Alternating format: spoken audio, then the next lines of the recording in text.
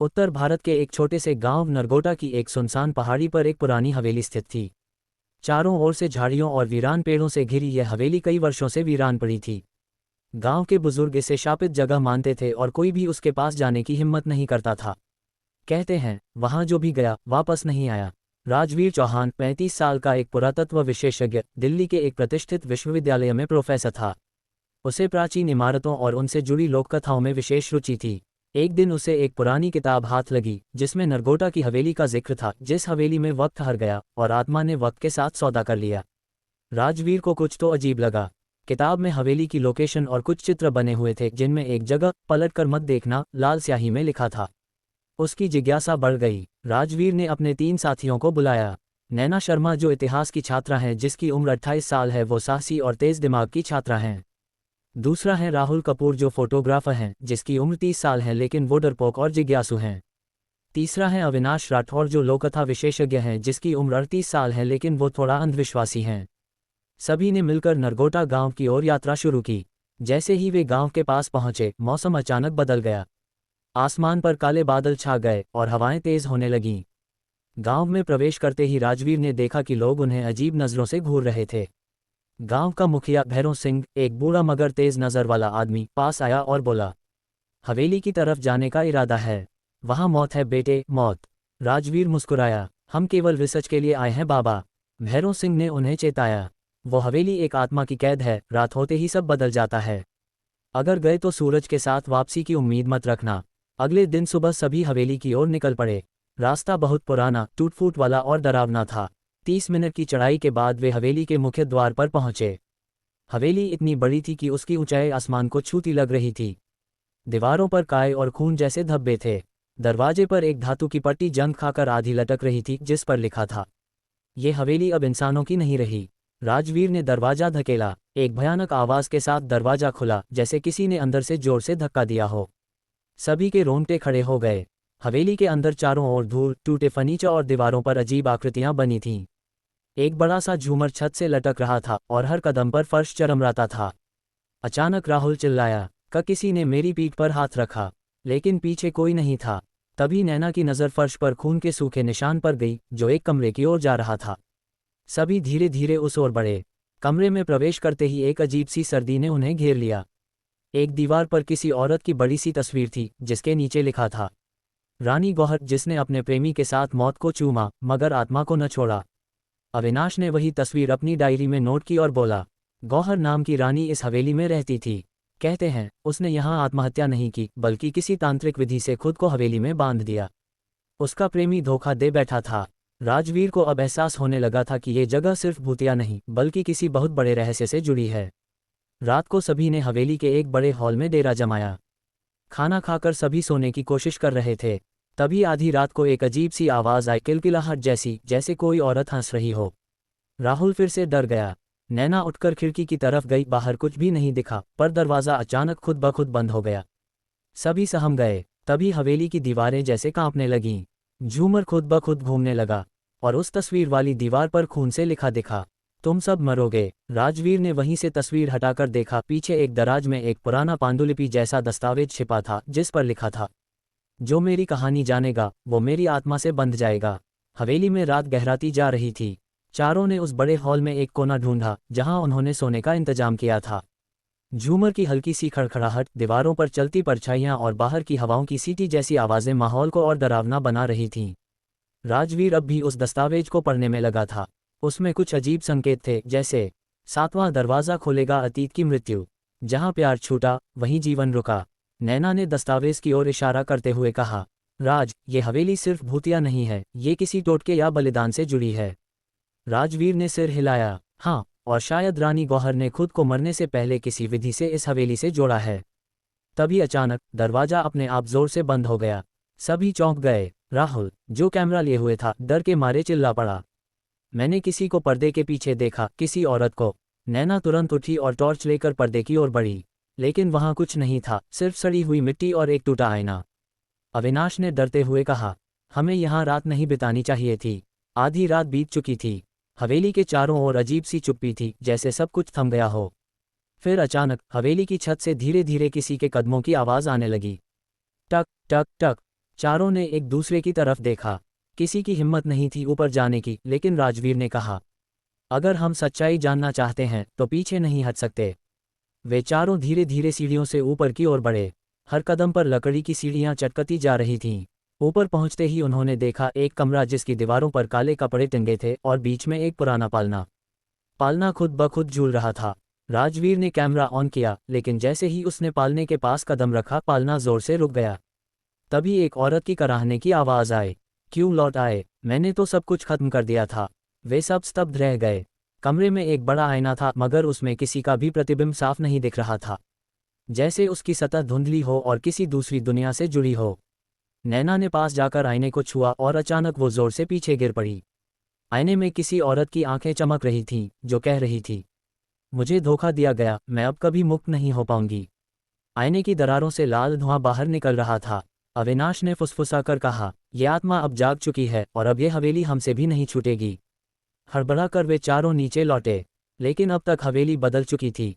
पहले जो दरवाजे खुले थे अब बंद हो चुके थे। खिड़कियां खुद से बंद हो गई थीं। राहुल ने कैमरा उठाया और रिकॉर्डिंग चालू की। तभी उसे एक दरवाजे के नीचे से खून रिसता दिखाई दिया। राजवीर ने दरवाज़ा खोला तो नीचे जाने वाली एक गुप्त सीढ़ी मिली। वे नीचे उतरे और पहुंचे एक पुरानी तिजोरी नुमा जगह पर, तहखाना। यहाँ दीवारों पर तांत्रिक चिन्ह बने थे और एक कोने में पुराना बक्सा रखा था जिस पर ताला जड़ा था। राजवीर ने दस्तावेज के एक संकेत को याद किया, जहां आत्मा बंद वहीं चाबी छिपी। तभी नैना को बक्से के पीछे दीवार में दरार दिखाई दी। उसने उसमें हाथ डाला और एक पुरानी चाबी निकाली। बक्सा खोला गया। उसके अंदर कुछ वस्तुएं थीं, एक सिंदूर की डिबिया, टूटा हुआ कंगन और एक पत्र जिस पर लिखा था, जिस दिन ये खुलेगा उस दिन मेरा श्राप फिर से जागेगा। जैसे ही बक्सा खुला हवेली जोर जोर से हिलने लगी। झूमर गिर गया, दीवारें फटने लगी और हवाओं का तूफान अंदर घुस आया। आईने से वही आत्मा रानी गौहर चीखती हुई निकली, तुमने मेरी बंद आत्मा को छेड़ा है, अब मैं तुम्हें नहीं छोड़ूंगी। राजवीर ने कांपती आवाज में पूछा, तुम कौन हो और तुम्हें क्या चाहिए? गौहर की आत्मा ने कहा, मुझे न्याय चाहिए। मैं प्रेम में धोखा खाई रानी हूं और जब तक वो धोखेबाज आत्मा नष्ट नहीं होगी मैं चैन से नहीं रहूंगी। हवेली शांत हो गई। आत्मा फिर से आईने में चली गई। रात के बाद अगली सुबह होनी चाहिए थी, लेकिन नहीं हुई। राजवीर की नींद अचानक खुली। कमरे में गहरा अंधेरा था, लेकिन घड़ी के अनुसार सुबह के 7 बज चुके थे। बाहर देखा तो अंधकार वैसा ही बना हुआ था जैसे सूरज ने उगने से इनकार कर दिया हो। नैना ने बाहर निकलने की कोशिश की, लेकिन हवेली के मुख्य द्वार पर अब कोई रास्ता ही नहीं था। वहां सिर्फ दीवार थी। अविनाश ने कांपती आवाज में कहा, हवेली ने हमें निगल लिया है। राजवीर ने तहखाने से मिली वस्तुओं को दोबारा जांचा। पत्र के साथ एक पुरानी डायरी मिली थी, उस पर लिखा था, रानी गौहर, मेरी आत्मा की गवाही। डायरी के पन्ने फटे थे, लेकिन कुछ हिस्से अब भी पढ़ने लायक थे। उसमें लिखा था, उसने मुझे प्रेम दिया, फिर धोखा। उसने मेरी आत्मा को बांधने के लिए मुझे मारा। अब मैं इस हवेली में नहीं, बल्कि उस क्षण में बसी हूं जब उसने मेरा खून बहाया। राजवीर ने चौंक कर कहा, गौहर को मारने वाला उसका प्रेमी ही था जिसने उसे हवेली में बंद कर दिया, लेकिन ये कैसे संभव है कि वो आज भी जीवित हो? वे चारों हवेली के अन्य हिस्सों में घूमने लगे। एक सीढ़ी उन्हें हवेली की पश्चिमी विंग की ओर ले गई, जहां कभी राजा मिहिर सिंह का कमरा था। ये नाम उन्होंने डायरी में पढ़ा था। कमरा जर्जर था। वहां एक टूटे हुए सिंहासन के पास एक विशाल शीशे का दरवाजा था। दरवाजे पर एक मंत्र लिखा था, अतीत में जो छिपा है वर्तमान को निगल सकता है। दरवाजा खुला और सभी पहुंचे एक विशाल चित्रशाला में। दीवारों पर रानी गौहर, राजा मिहिर और कुछ सैनिकों की पुरानी पेंटिंग्स थीं। नैना ने एक पेंटिंग की ओर इशारा किया। उसमें रानी गौहर को जंजीरों में जकड़ा हुआ दिखाया गया था और राजा मिहिर हंस रहा था। राजवीर बोल पड़ा, ये प्रेम नहीं था, ये कैद थी। चित्रशाला के अंदर एक पत्थर की मूर्ति थी, दुर्गा माँ की, मगर उसकी आंखों पर पट्टी बंधी हुई थी। राजवीर ने जब पट्टी हटाई तो मूर्ति की आंखों से लाल रोशनी निकलने लगी और दीवार पर एक नया द्वार प्रकट हुआ। उसके अंदर एक छोटी कुटिया जैसी जगह थी, जिसमें एक सन्यासी की ममीफाइड लाश बैठी थी और उसके हाथ में एक तांत्रिक ग्रंथ के अंदर लिखा था, राजा मिहिर ने रानी गौहर को धोखा देकर काला विवाह किया, जिसमें आत्मा को बंद कर दिया जाता है, लेकिन आत्मा का वध केवल उसके अपने रक्त से ही संभव है। अविनाश चौंक कर बोला, मतलब राजा मिहिर का वंशज ही इस आत्मा को मुक्ति दे सकता है? तभी राजवीर की आंखें फटी की फटी रह गईं। डायरी में कुछ और था, एक कागज पर लिखा वंशवृक्ष। उसमें अंतिम नाम था, राजवीर सिंह चौहान। वह स्वयं रानी गौहर के हत्यारे राजा मिहिर का वंशज था। नैना की आंखों से आंसू निकल आए। इसलिए आत्मा बार बार तुझे ही निशाना बना रही थी। राजवीर अब समझ गया था कि उसे ही आत्मा को मुक्ति देनी होगी, पर कैसे? हवेली अचानक तेज आवाज़ों से गूंजने लगी। दीवारों पर खून बहने लगा। आत्मा की चीखें पूरे हॉल में गूंज उठीं। वापस ला उसका खून या सब खत्म कर दूंगी। राहुल डर से बेहोश हो गया। अविनाश ने मंत्र पढ़ने की कोशिश की लेकिन उसकी आवाज़ गायब हो गई। राजवीर और नैना भागते हुए मुख्य मंदिर कक्ष में पहुंचे। वहां दीवार पर एक और चेतावनी थी, सच्चा बलिदान ही श्राप को तोड़ेगा। राजवीर ने अपनी अंगुली काटी और हवेली की रानी गौहर की प्रतिमा पर रक्त अर्पित किया। अचानक हवेली की हवा शांत हो गई, मगर तभी एक जोर की चीख आई और आत्मा सामने प्रकट हुई, गुस्से और दर्द से भरी। तुम्हारा खून मुझे याद दिलाता है उस धोखे का, लेकिन क्या तुम मुझे मुक्ति दोगे या मुझे और जलाओगे? राजवीर ने आंखों में आंसू भरकर कहा, तुम्हारी आत्मा इस हवेली में कैद रही, मेरे पूर्वज की गलती का प्रायश्चित मैं करूंगा। आत्मा थोड़ी देर तक उसे देखती रही, फिर अचानक गायब हो गई। हवेली एक बार फिर अंधेरे में डूब गई, लेकिन बाहर सूरज की पहली किरण दिखी। राजवीर, नैना और अविनाश अब हवेली की सबसे गुप्त सुरंग में थे। जिस दरवाजे से वे अंदर आए थे वो अब पूरी तरह से बंद हो चुका था, और अब उनके पास सिर्फ एक रास्ता था, आगे बढ़ना। अचानक अविनाश रुक गया। क्या तुम्हें सुनाई दिया? उसने धीमी आवाज में कहा। क्या? नैना ने कांपती हुई आवाज में पूछा। किसी के चलने की आवाज और किसी का रोना। तीनों एक दूसरे की ओर देखने लगे। सामने की दीवार पर लाल रंग में लिखा था, जो हवेली का रहस्य खोलेगा वही उसकी कीमत चुकाएगा। और फिर कर्कश चीख। नैना ने पीछे देखा, अविनाश वहां नहीं था। राजवीर, वो गायब हो गया। नैना चीख पड़ी। राजवीर ने टॉर्च घुमाई। जमीन पर खून के निशान थे जो एक दीवार के अंदर जाते लग रहे थे, पर दीवार पूरी पक्की थी। ऐसा लग रहा था जैसे अविनाश जिंदा निगल लिया गया हो। दीवारें हिलने लगीं। हवेली अब जीवित थी। हर खंभा, हर दरवाजा, हर कोना अब बोल रहा था। पुरानी आत्माएं जाग चुकी थीं। दरवाजों के पीछे से हंसी गूंजने लगी, बच्चों की, औरतों की, बूढ़ों की। राजवीर ने नैना का हाथ थामा और दौड़ते हुए एक और गलियारे में चले गए। गलियारे के अंत में एक बड़ा सा कमरा था जिसमें सैकड़ों दीपक जल रहे थे, पर कोई इंसान नहीं।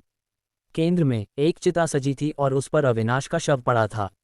नैना चीख पड़ी और बेहोश हो गई। राजवीर की आंखों में खून उतर आया। अब बहुत हो गया। दीवारों पर चित्रों के पीछे छिपे कमरे में उसे एक और गुप्त पुस्तक मिली, राजवंश का श्राप। उसमें लिखा था, राजा पृथ्वीराज चौहान के वंशजों में एक ने अपनी ही पत्नी को काले जादू से मार डाला था। रानी गौहर की आत्मा ने तब श्राप दिया, जब तक मेरे साथ किया अन्याय उजागर नहीं होगा, ये हवेली रक्त से भीगती रहेगी। राजवीर समझ गया, ये हवेली उसी श्राप का नतीजा है। वह वंश उसी का था। नैना अब ठीक नहीं थी। वह बड़बड़ा रही थी, उसकी आंखें सफ़ेद हो चुकी थीं। वह रानी गौहर की आत्मा के वश में थी। राजवीर, तुम ही वो हो जिसने शुरू किया, अब खत्म भी तुम ही करोगे। राजवीर ने रानी की तस्वीर के सामने दीप जलाया और चिल्लाया, रानी गौहर, मैं तुम्हारे सामने खड़ा हूँ। बताओ क्या बलिदान चाहिए? आसमान गरजा, हवेली हिली और एक दरवाज़ा खुला। अंदर शमशान जैसा दृश्य था। एक शव, राजवीर का खुद का। राजवीर को समझ आ गया, ये हवेली उसका बलिदान मांग रही है, उसी की आत्मा को शांत करने के लिए जिसने पाप किया था। वह कमरे में गया और वहां रखे पुराने खंजर से अपने सीने में वार कर लिया। नैना की आंखें सामान्य हो गईं। आत्माएं शांत हो गईं। हवेली की दीवारों पर लगे चेहरे फीके हो गए। सभी दरवाजे एक एक करके खुलने लगे। नैना ने राजवीर को मरते हुए देखा, लेकिन उसके चेहरे पर शांति थी। नैना अकेली हवेली से बाहर निकली। गांव वाले पहले तो डर के मारे भागे, लेकिन नैना ने उन्हें सब कुछ बताया। हवेली को अब छोड़ दिया गया, लेकिन उसकी कहानी अमर हो गई। एक हफ्ते बाद गांव का एक बच्चा हवेली के पास से गुजरा और देखा, एक खिड़की पर खून से लिखा था, मैं वापस आऊंगा।